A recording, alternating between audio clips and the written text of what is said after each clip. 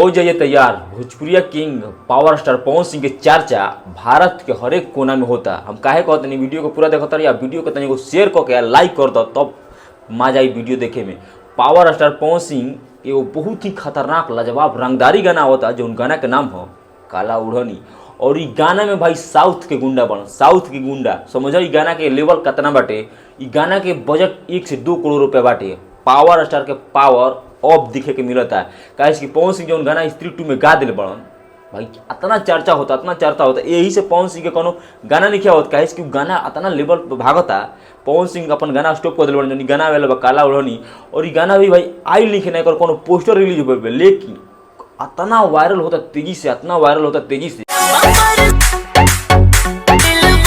कि भोजपुरी के अगल बगल के कलाकार के सांस रुकल बा कि भाई क्या कर रहे हैं पावर स्टार पवन सिंह, उन लोगों का खाना पानी बंद करते हैं।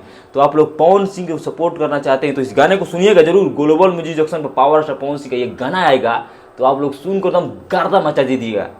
जी भाई लोग, गर्दा मचावे के बाद का इसकी पावर स्टार पवन सिंह जब गाना आवेला तो देखो अलगो फील आवेला। आई गाना के लिखले बड़न प्रिंस प्रियदर्शी, आई गाना के म्यूजिक कंपोज के बड़न प्रियांशु सिंह। तू लोग तो जानते बड़ा लोग जब प्रियांशु सिंह म्यूजिक कोनो कंपोज करला तो गाना कितना बवाल होखेला। और ई पावर स्टार पवन सिंह के रंगदारी गाना बाटे, समझ कितना बड़ लेवल के बा।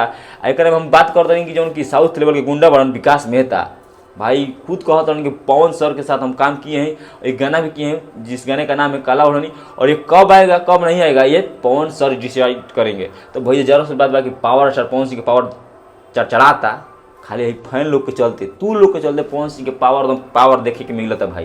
तो गाना ग्लोबल म्यूजिक जंक्शन पे आई तहरा अपन प्यार दुलार बरसावे के बाद वीडियो को एकदम दबा के शेयर कर देवे का पावर स्टार पवन सिंह के लागे कि हाँ रंगदारी गाना पवन सिंह ला रहा बड़ा ई मूवी के गाना हटे।